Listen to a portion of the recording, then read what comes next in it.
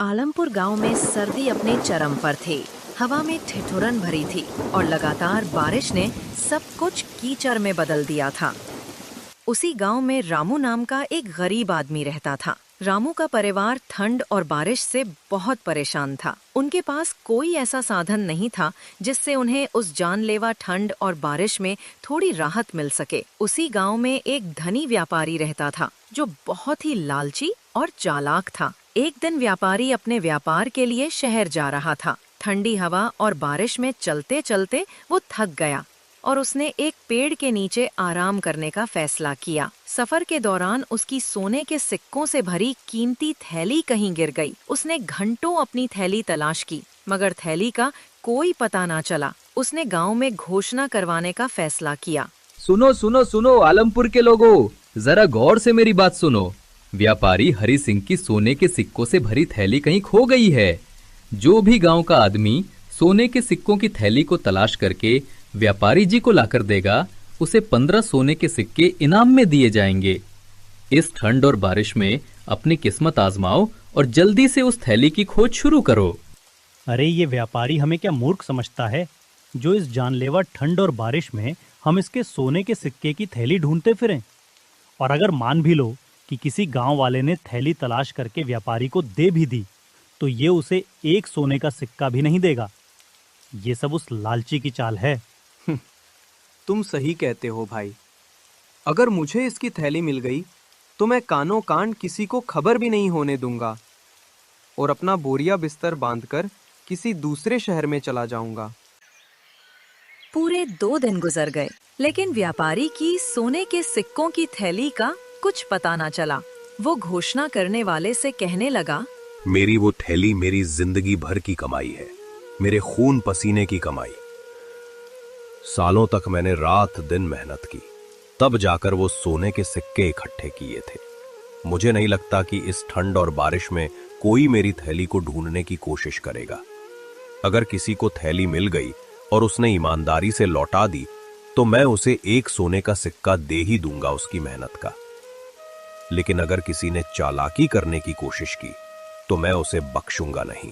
जी व्यापारी जी, आप बिल्कुल चिंता मत कीजिए, आपकी थैली आपको जरूर मिलेगी। मैं पूरे गांव में जासूस फैला दूंगा।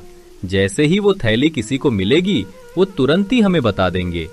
उधर रामू की पत्नी सीता अपने पड़ोसन लक्ष्मी के साथ अपने घर के बाहर बैठी थी। सीता, इस बार की ठंड और बारिश तो जान लेकर छोड़ेगी। ऐसी ठंड और बारिश मैंने अपने जीवन में कभी नहीं देखी। मेरे घर में अनाज का एक दाना भी नहीं बचा और बच्चे भूख से तड़प रहे हैं। मेरा मन करता है कि मैं इस गांव को छोड़कर कहीं और चली जाऊं। लक्ष्मी, मेरे दिल का दर्द भी तुझसे कम नहीं। इस ठंड और बारिश की वजह से ना दिन गुजरता है और ना ही रात कटती है। रामू भी दिन रात इस ठंड और बारिश में खेतों में लगा रहता है लेकिन कुछ हासिल नहीं होता, बस घर का गुजारा ही हो पाता है। हाँ सीता, सच कहा। मेरे पति भी दिन भर मजदूरी करते हैं मगर जो कमाते हैं वो पेट भरने को भी काफी नहीं। मैं तो सोचती हूँ क्या हमारी जिंदगी हमेशा ऐसे ही रहेगी? न जाने कब वो दिन देखने को नसीब होगा जब हमारे घर में हर सुख सुविधा होगी। चल अच्छा सीता बहन, मैं चलती हूँ। लक्ष्मी सीता के घर से चली जाती है। उतने में ही रामू आ जाता है। सीता अपने पति से कहती है, इस ठंड और बारिश ने मेरे सब्र का बांध तोड़ दिया है। हर दिन तुम्हें इस ठंड और बारिश में खेतों में भीगते देख मेरा दिल टुकड़ों में बट जाता है। तुम्हारी मेहनत से बस 2 रोटी नसीब होती है। तुम अपने मजदूरी के पैसे क्यों नहीं बढ़ा देते? तुम ठीक कहती हो सीता, मैं आज से अपनी मजदूरी के पैसे बढ़ा दूंगा।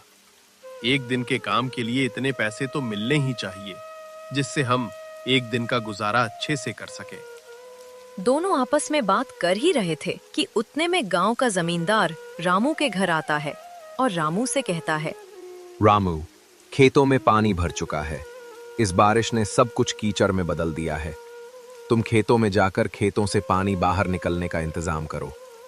मैं कुछ दिन के लिए बाहर जा रहा हूँ, मेरे लौटने तक काम पूरा कर देना।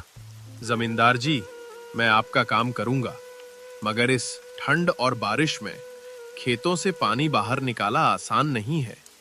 बारिश में मेरा शरीर ठंड से अकड़ जाता है और खेतों से पानी निकालते निकालते दम निकलने को हो जाता है। इसीलिए जमींदार साहब, अब मैंने अपनी मजदूरी बढ़ा दी है। एक दिन के काम के लिए 2 अशरफियां देनी होंगी। मेरी मेहनत का यही हक है ताकि मेरा परिवार भूखा ना सोए। 2 अशरफियां? ये क्या मजाक है रामू? कहीं तू पागल तो नहीं हो गया है, या तेरा दिमाग घास चरने गया है जो एक दिन में डबल मजदूरी कर दी? 1 अशरफी में गांव के बहुत से लोग काम करने के लिए तैयार हैं। मैं तो तुम्हें मेहनती ईमानदारी समझता था, मगर तुम तो लालची निकले। तुम्हें 2 अशरफियां कोई भी नहीं देने वाला एक दिन की मजदूरी के। तुम भूखे ही मरोगे। जमींदार ताने मारकर चला जाता है। रामू उदास होकर सीता से कहता है, सीता, देखा तुमने? जमींदार को मेरी मेहनत की कीमत सुनते ही गुस्सा आ गया। मैं दिन रात भीगता हूं, फिर भी मेरी मेहनत का कोई मोल नहीं। कभी कभी लगता है इस गांव में मेरी ईमानदारी ही मेरी सबसे बड़ी कमजोरी है। रामू, आपकी ईमानदारी कमजोरी नहीं, आपकी ताकत है। इस ठंड और बारिश में आपकी हालत देखकर मेरा मन टूट जाता है। आप बिल्कुल भी चिंता मत करो, मैं आपके साथ हूँ। सीता, तुम्हारा साथ ही मेरा हौसला है। अब से 2 अशरफियां ही लूंगा, चाहे कोई काम कराए या ना कराए। इतना कहकर रामू ठंडी हवा और बारिश में काम की तलाश में निकल पड़ता है। रास्ते में कुएं के पास उसकी नजर एक चमकती थैली पर पड़ती है। वो उसे उठाता है और देखता है कि उसमें सोने के सिक्के भरे हुए हैं। सिक्के देखकर रामू का दिल जोर जोर से धड़कने लगता है। फिर वो सोचने लगता है, ये सिक्के किसकी जिंदगी की कमाई है? इस ठंड और बारिश में इसे खोने वाला कितना बेचैन होगा। अगर मैं इसे रख लूं तो शायद हमारी गरीबी मिट जाए, मगर मेरे मन का सुकून हमेशा के लिए चला जाएगा। ईमानदारी मेरा सबसे बड़ा गहना है और इसे मैं किसी कीमत पर नहीं बेचूंगा। मुझे ये थैली इसके मालिक तक पहुंचानी होगी। फिर रामू सोने के सिक्कों की थैली लेकर अपने घर पहुंच। क्या हुआ जी? आप तो काम ढूंढने गए थे, तो फिर इतनी जल्दी क्यों लौट आए? इस ठंड और बारिश ने तुम्हें और कमजोर कर दिया है या कोई और बात है? मेरा दिल बेचैन हो रहा है, बताओ ना। सीता, ठंड और बारिश ने नहीं, बल्कि मेरे मन ने मुझे बेचैन कर रखा है। रास्ते में मुझे ये सोने के सिक्कों से भरी थैली मिली है। ये किसी की जिंदगी भर की मेहनत की कमाई है। इसे खोले वाला इस ठंड और बारिश में कितना रोया होगा, ये सोचकर मेरा दिल कांप रहा है। जिस किसी की भी ये थैली है, मैं उसे ये थैली लौटा दूंगा, वरना मेरी आत्मा मुझे कभी माफ नहीं करेगी। ये आप क्या कह रहे हैं? जी पाई हुई चीज भी कोई वापस करता है क्या? अरे ईश्वर ने ये सिक्के हमारी गरीबी को देखकर दिए हैं। ये सोने के सिक्के हमारी जिंदगी बदल देंगे और हमें इस गरीबी से छुटकारा मिल जाएगा। अब और नहीं जीना मुझे ऐसी जिंदगी जहाँ हर चीज को तरसना पड़ता है। लेकिन सीता, हम किसी दूसरे का धन कैसे रख सकते हैं? पता नहीं उस आदमी ने ये सोने के सिक्के किस काम के लिए रखे हों। क्या पता वो अपनी बेटी की शादी का सामान लेने जा रहा हो और ये सिक्के की थैली उसकी जेब से निकलकर गिर गई हो। सीता, कुछ भी हो सकता है। इसीलिए मेरा दिल नहीं मानता कि मैं इन सिक्कों को अपने पास रख लूं। अगर तुम ये थैली उस आदमी को लौटाना चाहते हो तो लौटा दो, लेकिन मेरी एक शर्त है। अगर 7 दिन के अंदर तुम्हें पता चल जाता है कि ये सिक्के किसके हैं, तो तुम उसे लौटा देना। अगर 7 दिन के अंदर पता नहीं चलता है, तो फिर इन सिक्कों पर हमारा अधिकार हो जाएगा। ठीक है सीता, मैं 7 दिन तक इंतजार करूंगा। अगर इन सिक्कों के मालिक का पता चल जाता है, तो मैं ये सिक्के उसे लौटा दूंगा। अगर पता नहीं चला, तो जैसा तुम चाहो इन सिक्कों का इस्तेमाल कर सकती हो।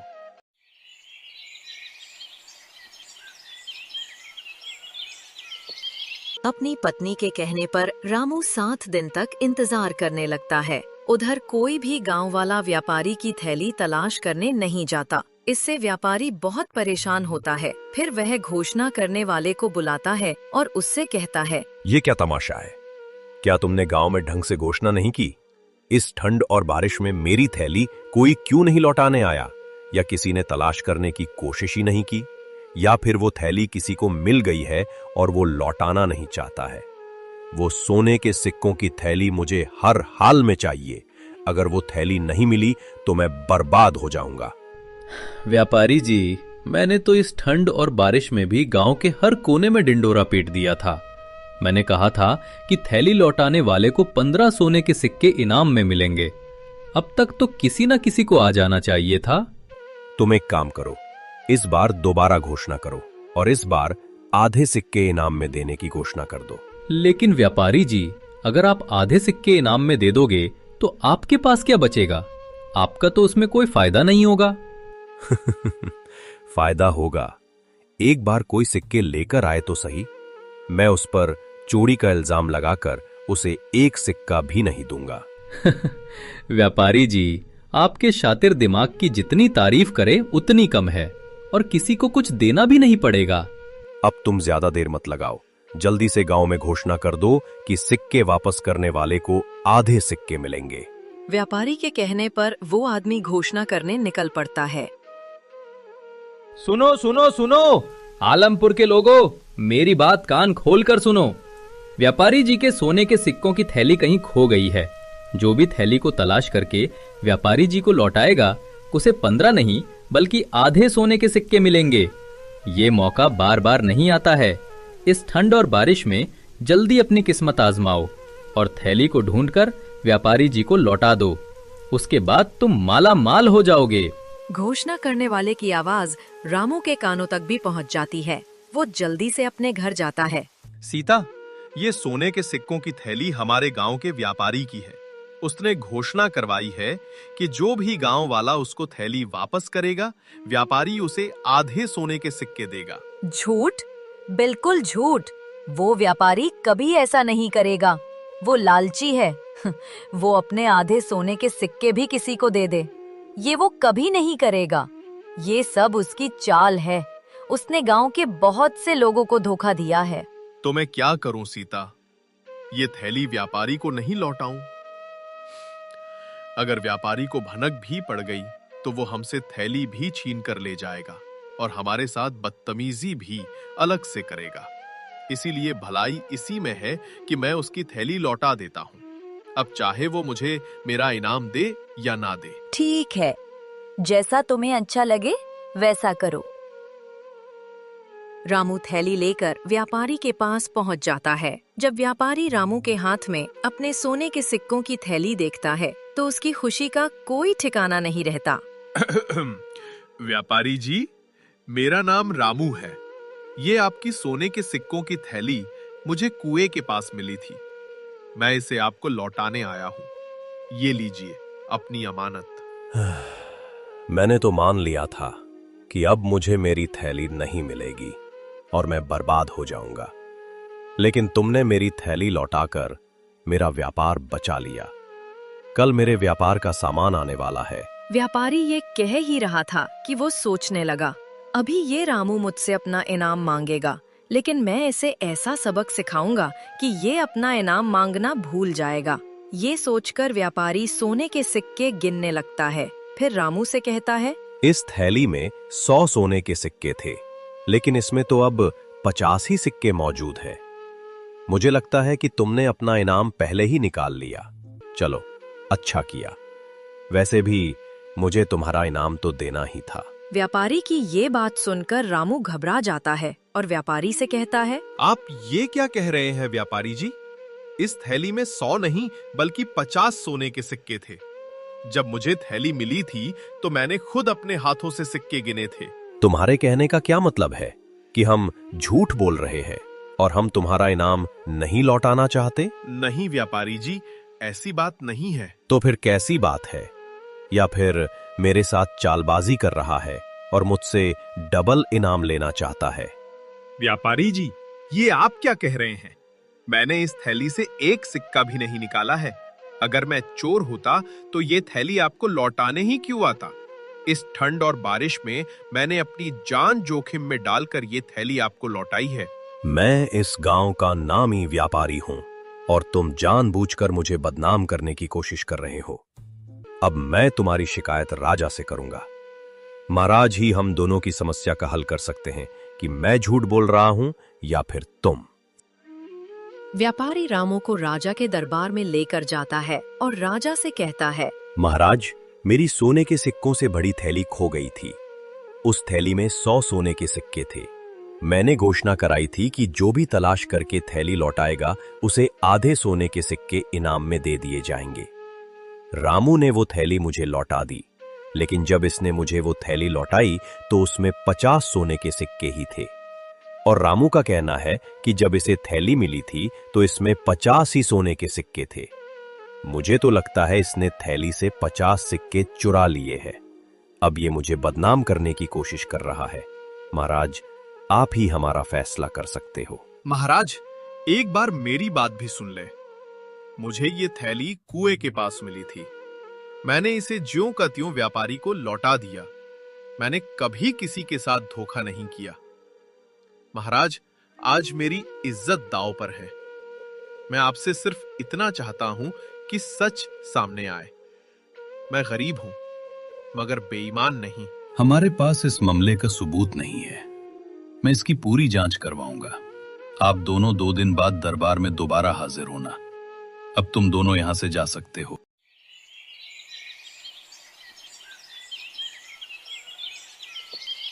2 दिन बाद राजा दोनों को फिर बुलाता है और उन दोनों से कहता है, व्यापारी, तुमने कहा कि तुम्हारी थैली में 100 सोने के सिक्के थे, तो ये 50 सोने के सिक्कों वाली थैली तुम्हारी कैसे हो सकती है? तुम अपनी 100 सिक्कों वाली थैली को तलाश करो और रामू, ये 50 सोने के सिक्कों की थैली तुम अपने पास रखो। अगर 2 हफ्ते के अंदर इन सिक्कों का मालिक थैली लेने आता है तो तुम उसे लौटा देना, वरना ये थैली तुम्हारी हो जाएगी। फिर तुम जैसा चाहो इसका इस्तेमाल कर सकते हो। राजा की बात सुनकर व्यापारी गुस्से से तिलमिलाता है, मगर वो कुछ भी नहीं कर सकता। वो अपने जाल में खुद ही फंस गया था, इसलिए वो चुपचाप अपने घर लौट जाता है। व्यापारी के जाने के बाद राजा रामू से कहता है, रामू, मैंने पहली ही नजर में व्यापारी का लालच देख लिया था कि वो तुम पर झूठा आरोप लगा रहा है। इसीलिए उस व्यापारी को उसकी करनी की सजा मिलनी ही चाहिए थी। अब तुम अपने घर जा सकते हो और अब ये सिक्के तुम्हारे हैं। इन पर सिर्फ तुम्हारा अधिकार है। महाराज, आप बहुत महान हैं। हम बहुत खुश नसीब हैं जो हमें आपके जैसा न्याय प्रिय राजा मिला। राजा रामू से खुश होकर उसको ढेर सारा धन देता है। उसके बाद रामू अपने घर लौट जाता है। फिर वो अपनी पत्नी को सारी बातें बताता है कि किस तरह राजा ने उस लालची और धोखेबाज व्यापारी को सबक सिखाया। ये सुनकर सीता बहुत खुश होती है। ये सब तुम्हारी सच्चाई और ईमानदारी का चमत्कार है।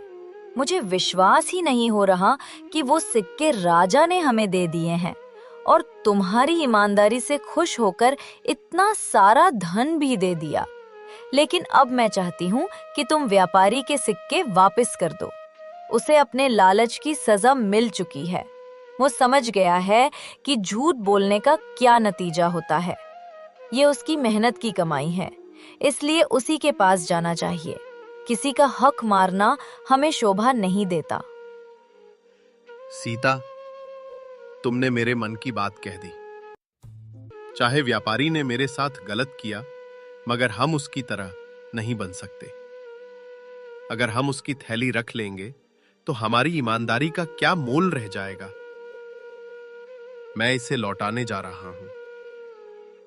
रामू थैली लेकर व्यापारी के पास पहुंच जाता है। रामू को देखकर व्यापारी गुस्से से आग बबूला हो जाता है और रामू से कहता है, अब क्या लेने आया है रामू? सोने के सिक्के तो मिल ही गए तुझे, अब क्या मेरी जान लेने आया है?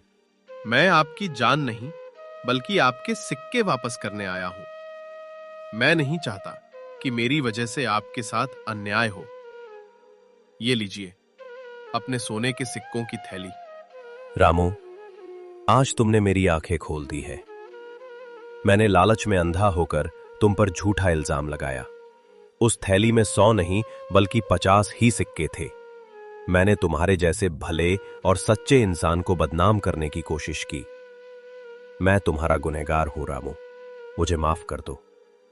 आज मैंने सीखा कि असली अमीरी ईमानदारी में है। व्यापारी जी, आपको अपनी गलती का एहसास हो गया।